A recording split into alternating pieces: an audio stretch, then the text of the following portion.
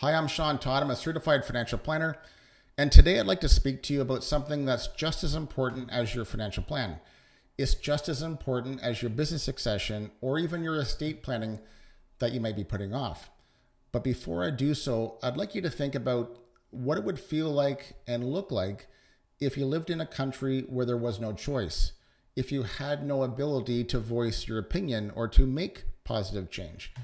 And of course, I'm bringing back this into voting and why this is important.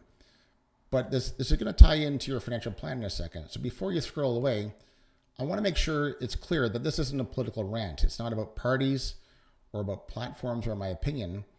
It's something far more personal. Your money, your future, your freedom, and your ability to shape the environment that those things live in.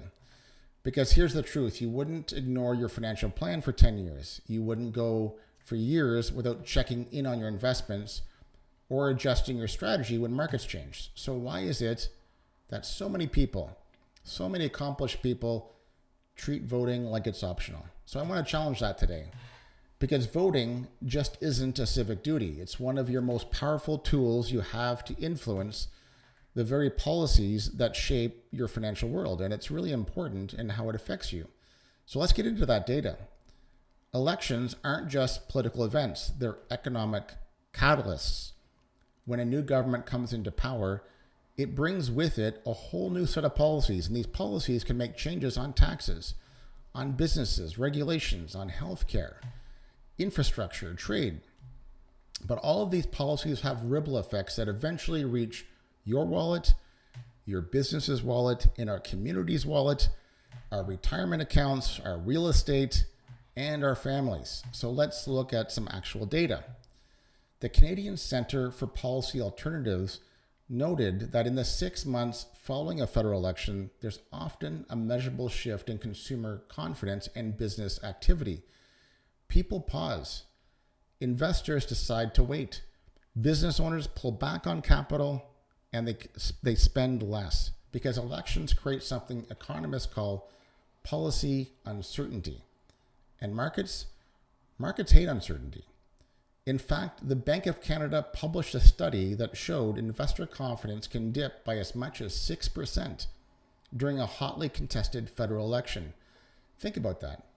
If a 6% swing in your portfolio gets your attention, wouldn't the cause of that swing be worth your attention as well? And there's long-term effects. Let's talk about that.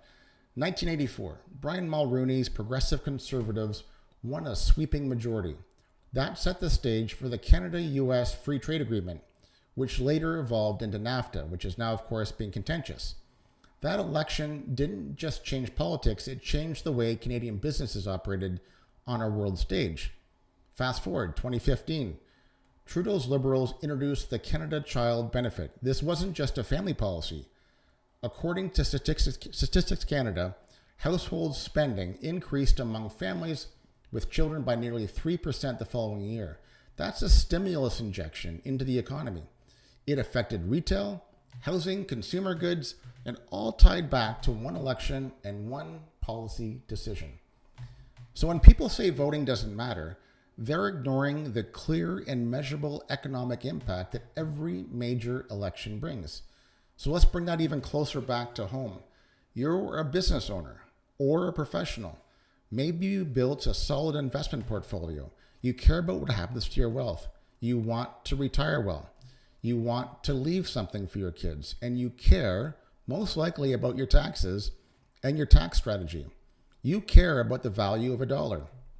You most likely care about inflation and interest rates. Well, all of those things are shaped by policies, and policies shaped by people, and people get into power because people vote. So not voting is like ignoring a pending change to your tax rate, or pretending interest rates don't affect your mortgage or your line of credit, or forgetting to renew your insurance. It's passive, and its passivity becomes expensive for you. But here where it gets deeper. I've had multiple conversations with clients and colleagues from countries where voting isn't free or doesn't even exist, where elections are a show, not a choice, and they remind us all the time that democracy is completely fragile. It doesn't sustain itself. It requires participation. It requires people who care enough to show up.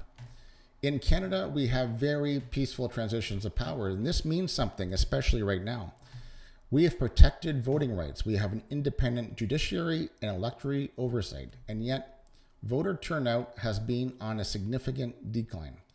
In the 2021 federal election, just over 62% of eligible Canadians voted.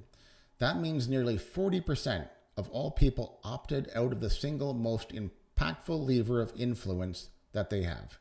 And I get it. It's extremely busy. Life gets busy.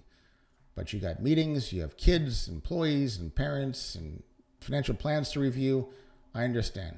But if we carve out time for RSP deadlines, quarterly strategic sessions, or end-of-year tax planning for your business, we can certainly make the time to vote. So here's how I think about it.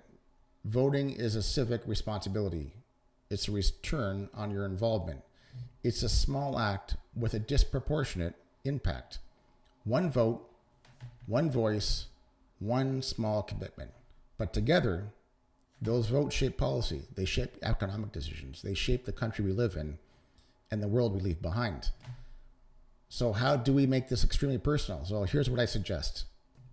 Treat the day like it's a key milestone in your financial calendar. Make sure you mark it, make sure you attend, make sure you go out, voice your opinion, but it's going to affect your financial plan, your financial picture, and most likely yourself. Let's make it happen. I hope this helps.